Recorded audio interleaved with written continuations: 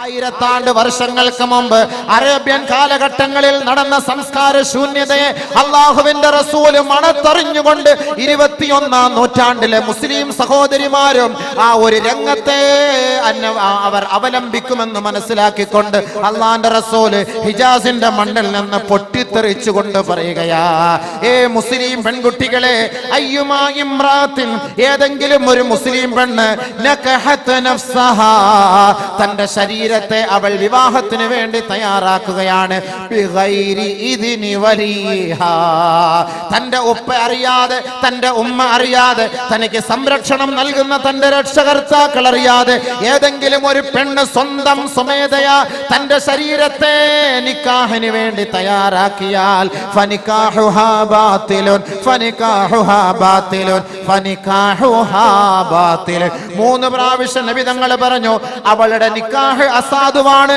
അവളുടെ വിവാഹം അസാധുവാണ്, അവളുടെ വിവാഹം അസാധുവാണ്, അവളുടെ ബന്ധം, ശാരീരിക ബന്ധം അത് വ്യഭിചാരമാണ്, അത് വ്യഭിചാരമാണ്, അത് വ്യഭിചാരമാണ്. മുഹമ്മദ് മുസ്തഫ സല്ലല്ലാഹു അലൈഹി വസല്ലം. അപ്പൊ രജിസ്റ്റർ ഓഫീസിൽ പോയിട്ട് ഏതെങ്കിലും ഒരു ചങ്ങാതിയെ കൂട്ടിക്കൊണ്ട് പോയിട്ട് കല്യാണം കഴിക്കാവോ? സ്വന്തമായിട്ട് അങ്ങനെ ഒളിച്ചോടി പോയിട്ട് വിവാഹം കഴിച്ചാൽ വ്യഭിചാരം, വ്യഭിചാരം, വ്യഭിചാരം. എന്താ വ്യഭിചാരത്തിന്റെ ശിക്ഷ? അത് ഞാൻ ഇനി പറയണോ? അത് വരുന്നുണ്ട് ഇൻഷാ അല്ലാഹ്. പറയാൻ ഞാൻ പറഞ്ഞുതരാം. നിക്കാഹിന്റെ കാര്യം ഒന്ന് പറഞ്ഞങ്ങോട്ട് എത്തിക്കട്ടെ. അതുകൊണ്ട് ആ നിക്കാഹ് അസാധുവാണ്, അത് തള്ളേണ്ടതാണ്, അത് ഉൾക്കൊള്ളാൻ കഴിയില്ല, അത് വലിച്ചെറിയേണ്ടതാണ്. അവളെ ഒരിക്കലും അംഗീകരിക്കാൻ കഴിയില്ല, അവനെ നമുക്ക് അംഗീകരിക്കാൻ കഴിയില്ല. ഇത് ജാഹിലിയ കാലഘട്ടങ്ങളിലെ സംസ്കാരം. ആ സംസ്കാരമല്ല ഇസ്ലാമിക സംസ്കാരം. ഇസ്ലാം സംസ്കാരം പഠിപ്പിക്കുന്നു. അതുകൊണ്ടാണ് നബി തങ്ങൾ പറഞ്ഞത്, എന്തിനാണ് നിക്കാഹ്, എന്തിനാണ് വിവാഹം? യുരീദു അൻ യസ്തഅഫിഫ്, പരിശുദ്ധി ആഗ്രഹിച്ചുകൊണ്ടാണ് നിക്കാഹ് കഴിക്കേണ്ടത്. ശാരീരിക ബന്ധം മാത്രമല്ല, കുടുംബ ജീവിതം, ഭാര്യാഭർത്തൃ ബന്ധം, സ്വസ്ഥമായ കുടുംബ ജീവിതം നമുക്ക് അള്ളാഹുവും അള്ളാഹുവിന്റെ റസൂലും നമുക്ക് പഠിപ്പിച്ചു തരുന്ന ഒരു മഹത്തായ ഒരു മാർഗമാണ് വൈവാഹിക ജീവിതം. അതുകൊണ്ടാണ് നബി തങ്ങൾ പറഞ്ഞത്, പെണ്ണിനെ കണ്ടിട്ടേ വിവാഹം കഴിക്കാവൂ. അതേപോലെ നബീന റസൂൽ തങ്ങൾ പറഞ്ഞു, കല്യാണം കഴിക്കാൻ പോകുമ്പോ ആ പെണ്ണിന്റെ അനുവാദത്തോടൊപ്പം നീ തെരഞ്ഞെടുക്കേണ്ടത് കന്യകയായ പെണ്ണിനെയായിരിക്കണം. വിധവയായ പെണ്ണിനെ കല്യാണം കഴിച്ചിട്ട് വീട്ടിൽ കൊണ്ടുവന്നിട്ട് ഒരു ഹണിമൂണിന് പോകാൻ നമ്മൾ കൊടിച്ച 2-3 പ്രസവിച്ച പെണ്ണ്, എന്ത് ഹണിമൂൺ, എന്ത് രസം, എന്ത് ഇമ്പം. അപ്പൊ അതുകൊണ്ട് വിവാഹം, വിധവയ്ക്കുള്ള വിവാഹം പ്രോത്സാഹനമല്ല എന്നല്ല അതിന്റെ അർത്ഥം. അത് വിഷയം വേറെ, അത് ചർച്ച വേറെ, അതിന് കൂലി വേറെ, അത് മറ്റൊരു അർത്ഥം. പക്ഷേ അള്ളാഹുവിന്റെ റസൂൽ നമുക്ക് കുടുംബ ജീവിതം ഒരു സന്തോഷത്തിലെത്താനാണ് നബി തങ്ങൾ പറഞ്ഞത്, അലൈക്കും ബിൽ അബ്കാർ, ഏ യുവാക്കളെ, യുവാക്കളെ, നിങ്ങൾ വൈവാഹിക ജീവിതത്തിലേക്ക് തിരഞ്ഞെടുക്കുന്ന ഇണകൾ അത് തികച്ചും കന്യകകളാകണമേ. വിർജിൻ ലേഡി ആയിരിക്കണം, കന്യകയായ പെണ്ണായിരിക്കണം, അവളെ തിരഞ്ഞെടുക്കാവൂ. എന്താ കാരണം? അലൈക്കും ബിൽ അബ്കാർ فإنهن أعذب أفواها وأنتق ورحاما وأرضى باليسير. കൂടുതൽ പ്രസവിക്കുന്നവളായിരിക്കും അവൾ, സ്നേഹമുള്ളവളായിരിക്കും അവൾ, അല്പം കൊണ്ട് തൃപ്തിപ്പെടുന്നവളായിരിക്കും അവൾ. അതുകൊണ്ട് കന്യകയായ പെണ്ണിനെ നിങ്ങൾ തിരഞ്ഞെടുക്കണമേ. മുഹമ്മദ് മുസ്തഫ. ജാബിർ റളിയല്ലാഹു തആല അൻഹു റിപ്പോർട്ട് ചെയ്യുന്ന ഹദീസിൽ കാണാം, നബി തങ്ങളോട് പോയി ജാബിർ റളിയല്ലാഹു അൻഹു പറഞ്ഞു, യാ റസൂലല്ലാഹ്, ഖതബ്തു ഇംറഅതൻ, ഒരു വിധവയായ പെണ്ണിനെ ഞാൻ കല്യാണ ആലോചന നടത്തി നബിയേ. ഹീന സമിഅഹാ ബിതസവ്വുജിഹാ, ബഹുമാനപ്പെട്ട ജാബിർ റളിയല്ലാഹു തആല അൻഹു, ജാബിർ റളിയല്ലാഹു തആല അൻഹു വിധവയായ പെണ്ണിനെ വിവാഹം കഴിച്ചത് അറിഞ്ഞുകൊണ്ട് നബി തങ്ങൾ ജാബിറിനെ കണ്ടപ്പോൾ ചോദിച്ചു, ഹല്ലാ ബിക്റ, ചങ്ങാതി, നിനക്ക് ഒരു കന്യകയായ പെണ്ണിനെ കെട്ടിക്കൂടായിരുന്നോ? തുലാഇബുഹാ വയുലാഇബുക്, പരസ്പരം വിനോദം പങ്കിടാമായിരുന്നല്ലോ. വിധവയായ പെണ്ണായിരുന്നുവെങ്കിൽ പരസ്പരം വിനോദം പങ്കിടാമായിരുന്നല്ലോ. നബിയുന റസൂൽ തങ്ങൾ ചോദിച്ചു. അപ്പോ നമ്മൾ വിവാഹം കഴിക്കാൻ തിരഞ്ഞെടുക്കേണ്ടത് ഏത് പെണ്ണിനെ ആയിരിക്കണം? കന്യകയായ പെണ്ണായിരിക്കണം.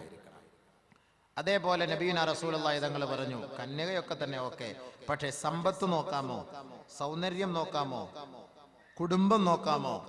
എന്താണ് നമ്മൾ വിവാഹ ജീവിതത്തിൽ ഒരു പെണ്ണിൽ നിന്ന് പ്രതീക്ഷിക്കുന്നത്? എന്താണ് മനസ്സിലാക്കണം. മഹറുകാർ, അതിന്റെ സംഘാടകർ, അവർ വിവാഹം കഴിക്കുന്ന യുവാക്കൾ, കഴിപ്പിച്ചു കൊടുക്കുന്ന യുവാക്കൾ, അതിന് വിധേയരാകുന്ന പെൺകുട്ടികൾ, എൻ്റെ സവിധത്തിൽ ഹാജരായിരിക്കുന്ന സഹോദരി സഹോദരങ്ങൾ വളരെ ശ്രദ്ധാപൂർവം കേൾക്കേണ്ട ഒരു പ്രഭാഷണമാണിത്. മനസ്സിലാക്കണം. പിരിവ് 2 ദിവസം കൊണ്ട് കൂടിയത് കൊണ്ട് ആളിനായിരിക്കാം ആളുകൾ കുറഞ്ഞത്. പിരിവൊക്കെ നമുക്ക്, ഞാൻ പ്രത്യേകം പറഞ്ഞിട്ടുണ്ട്, പിരിവ് ആള് അബൂബക്കർ അല്ലാതെല്ലാം കഴിഞ്ഞു. ഇൻഷാ അല്ലാഹ് ഇനി ലാസ്റ്റ് ദുആയ്ക്ക് മുമ്പ് അൽഹംദുലില്ലാഹ് ഈ പുണ്യമായ സദസ്സിൽ വെച്ച് ഖുർആനും ഹദീസും ചർച്ച ചെയ്ത സദസ്സിൽ ദുആ ഉണ്ടാകും. അപ്പോൾ നിങ്ങളാൽ കഴിയുന്ന സന്തോഷമായ സംഭാവന ഈ നല്ല കാര്യത്തിന് വേണ്ടി ആരൊരാൾ തരുന്നോ അവർക്ക് വേണ്ടി ആത്മാർത്ഥമായ ദുആ ഉണ്ടായിരിക്കും. ഒരുപാട് സഹോദരങ്ങൾ ദുആയ്ക്ക് വേണ്ടി വസിയത്ത് ചെയ്തിട്ടുണ്ട്. പക്ഷേ ദുആയ്ക്ക് പ്രഭാഷണം നടത്താതെ നിങ്ങളോട് 1 രൂപ പോലും ചോദിക്കുകയില്ല. നിങ്ങൾക്ക് കാര്യമായ നിലയിലുള്ള ബിരിയാണി, നെയ്ച്ചോറ് തന്നതിന് ശേഷമേ നിങ്ങളോട് ചോദിക്കുകയുള്ളൂ. ആദ്യം ഭക്ഷണം, പിന്നെ ബില്ല് ഇൻഷാ അല്ലാഹ്. അപ്പൊ അതുകൊണ്ട് ഇപ്പം നമ്മൾ ഭക്ഷണം കഴിക്കുകയാണ്. ലാസ്റ്റ് നമുക്ക് ചെയ്യാം, നോക്കാം. ബഹുമാനമുള്ള സഹോദരങ്ങളെ, നബീന റസൂലുള്ളാഹി സ്വല്ലല്ലാഹു അലൈഹി വസല്ലം പറയാണ്, സാധാരണ നിക്കാഹിന്റെ സദസ്സിൽ ചർച്ച ചെയ്യപ്പെടുന്ന ഒരു ഹദീസാണ്, പൊതുവെ വിവാഹത്തിൽ 4 കാര്യങ്ങളാണ് പരിഗണിക്കപ്പെടാറുള്ളത്. ലിമാലിഹാ, അവളുടെ സമ്പത്ത്, വലിഹസബിഹാ, അവളുടെ കുടുംബം, വലിജമാലിഹാ, അവളുടെ സൗന്ദര്യം, വലിദീനിഹാ, അവളുടെ മതബോധം. നിക്കാഹ് കഴിക്കുമ്പോൾ ഈ 4 കാര്യങ്ങളാണ് പൊതുവെ പരിഗണിക്കപ്പെടാറുള്ളത്. 1 അവളുടെ സൗന്ദര്യം, അവളുടെ സമ്പത്ത്, അവളുടെ കുടുംബം, അവളുടെ ദീൻ. ഈ 4 കാര്യങ്ങൾ പരിഗണിക്കും. നബിതങ്ങൾ പറഞ്ഞു, ഈ 4 കാര്യങ്ങളിൽ നിങ്ങൾ ദീനിന് മുൻഗണന നൽകണമേ, ദീനിന് നിങ്ങൾ പ്രാമുഖ്യം നൽകണമേ. ഹബീബായ റസൂലുള്ളാഹി എന്തേ ദീനിന് പ്രാമുഖ്യം നൽകിയാൽ? നബി തങ്ങൾ വീണ്ടും പറയുകയാണ്, മൻ റസഖഹുല്ലാഹു ഇംറാതൻ സാലിഹാ ഫഖദ് അആനഹു അലാ ശത്രി ദീനിഹി. ആരൊരാൾക്ക് സാലിഹത്തായ ദീനീ ബോധമുള്ള മതഭക്തയായ മതനിഷ്ഠയായ പെണ്ണിനെ അല്ലാഹു നൽകിയോ, അവന്റെ ദീനിന്റെ പകുതി ഭാഗം അല്ലാഹു അവളെ കൊണ്ട് അവനെ സഹായിച്ചു എന്ന് ഹബീബായ റസൂലുള്ളാഹി സ്വല്ലല്ലാഹു അലൈഹി വസല്ലം. ദീനീ ബോധമുള്ള മതബോധമുള്ള പെണ്ണിനെ കല്യാണം കഴിച്ചാല് നിസ്കരിക്കാൻ അവളോട് പറയേണ്ട കാര്യമില്ല. ഹൈദ് വന്നാൽ എന്ത് ചെയ്യണമെന്ന് പറയേണ്ട കാര്യമില്ല. നിഫാസ് വന്നാൽ എന്ത് ചെയ്യണമെന്ന് പറയേണ്ട കാര്യമില്ല. ഭർത്താവ് സുബഹിസ്കരിക്കാതെ ഉറങ്ങിപ്പോയി, ഭർത്താവിനെ രാവിലെ തട്ടി വിളിക്കണമെന്ന് അവളോട് പ്രത്യേകിച്ച് പറയേണ്ട കാര്യമില്ല. കൃത്യസമയത്ത് വിളിക്കും. ഭർത്താവിന്റെ ഹക്കുകൾ, ഉത്തരവാദിത്തങ്ങൾ പരിപൂർണമായ നിലയിൽ നിറവേറ്റി കൊടുക്കും. അങ്ങനത്തെ പെണ്ണാണ് സ്വാലിഹത്തായ പെണ്ണ്. അതുകൊണ്ടാണ് നബി തങ്ങൾ വീണ്ടും പറയുകയാണ്, ലാ തുസവ്വിജൂഹുന്ന ലിഅംവാലിഹിൻ ഫഅസാ അംവാലുഹുന്ന അയ്യുത്ഗിയഹുൻ. ഏ സഹോദരങ്ങളെ, നിങ്ങളാരും ഒരു പെണ്ണിന്റെ സമ്പത്ത് മോഹിച്ച് നിങ്ങൾ അവളെ വിവാഹം കഴിക്കരുതേ. അങ്ങനെ വിവാഹം കഴിച്ചാൽ നിന്റെ നിർദ്ദേശങ്ങളെ അവൾ തള്ളിക്കളയുമത്രേ. വൈവാഹിക ജീവിതത്തിലേക്ക് നിന്നേക്കാൾ ആസ്തിയുള്ള ഒരു കുടുംബത്തിൽ പോയി വിവാഹം കഴിച്ച് ഒരു പെണ്ണിനെ നീ തെരഞ്ഞെടുത്താൽ, സുഖമില്ലാതെ ഹോസ്പിറ്റലിൽ കിടക്കുമ്പോ നിനക്ക് താങ്ങോ തണലോ ആകാൻ ഒരു പക്ഷേ അവൾ അനുവദിക്കുകയില്ല. പാതിരാ സമയത്ത് ക്ഷീണിച്ചു വരുമ്പോ ഭാര്യ നല്ല ഉറക്കത്തിന്റെ മൂർധന്യാവസ്ഥയിലാണ്. ഇദ്ദേഹത്തിന് അല്പം കട്ടൻ ചായ കിട്ടിയാൽ കൊള്ളാം. പക്ഷേ ഭാര്യയെ എങ്ങനെയാണ് വിളിക്കുക? അവളുടെ പ്രതികരണം എന്തായിരിക്കും? ഭയപ്പെട്ടുകൊണ്ട് വെള്ളം കുടിക്കേണ്ടതിന് പകരം പച്ചവെള്ളം കുടിച്ച് ഒരു പക്ഷേ മരിക്കുന്ന സഹോദരങ്ങൾ നമ്മുടെ മുന്നിലുണ്ടാകും. എന്തേ അതിനുള്ള കാരണം?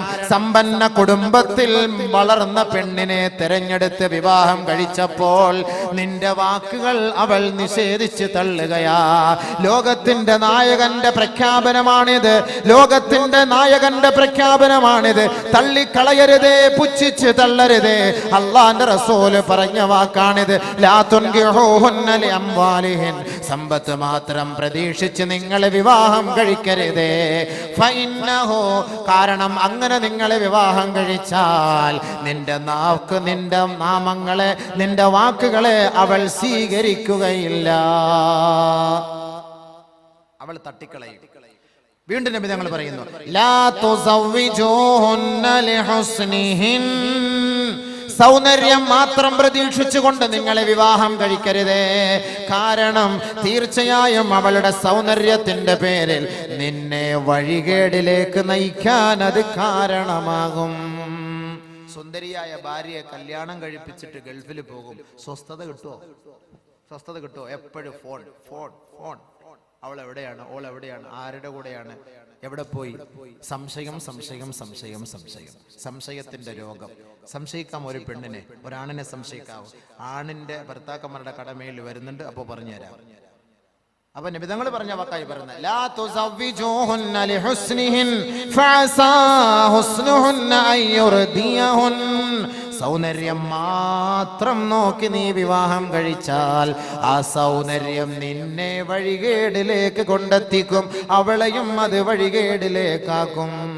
നമുക്കൊരു സ്വസ്ഥത കിട്ടൂല. കാരണം എന്താ? വീട്ടിൽ നിന്ന് ഇറങ്ങിപ്പോകാൻ പറ്റൂല. ഇവൾ എന്തായിരിക്കും, അവൾ എന്തായിരിക്കും, ഓളുടെ അവസ്ഥ എന്തായിരിക്കും? ഇന്ന് കൂടുതലും വ്യഭിചാരം നടക്കുന്നില്ലേ സുഹൃത്തുക്കളെ, സഹോദരി സഹോദരങ്ങളെ? ഇൻഷാ അല്ലാഹ് അതിന്റെ ഹദീസുകൾ ഞാൻ പറഞ്ഞു തരാം, അപ്പോൾ നമുക്ക് മനസ്സിലാവും. അപ്പൊ സൗന്ദര്യം മാത്രം നോക്കരുത്, സമ്പത്ത് മാത്രം നോക്കരുത്. പിന്നെ എന്താ നോക്കേണ്ടത്? ദീൻ നിങ്ങൾ നോക്കണം. സമ്പത്തും നോക്കാം, ഏത് മാന്യമായ നിലയിൽ. സൗന്ദര്യവും നോക്കാം മാന്യമായ നിലയിൽ. കുടുംബവും നോക്കാം മാന്യമായ നിലയിൽ. പക്ഷെ ഈ മൂന്നിനേക്കാളും കൂടുതൽ താല്പര്യം ദീനിനായിരിക്കണം. അപ്പോൾ ഒരു ഭാര്യ ഒരു ഭർത്താവിനെ സംശയിക്കേണ്ട കാര്യമില്ല, ഒരു ഭർത്താവ് ഒരു ഭാര്യയെ സംശയിക്കേണ്ട കാര്യമില്ല. ഒരാൾ ഒരു പെണ്ണിനെ കല്യാണ ആലോചന നടത്തി വെച്ചിരിക്കുകയാണ്. നല്ല കുടുംബത്തിലെ നല്ല സ്വത്ത് മുതലുള്ള ഒരു പെണ്ണ്.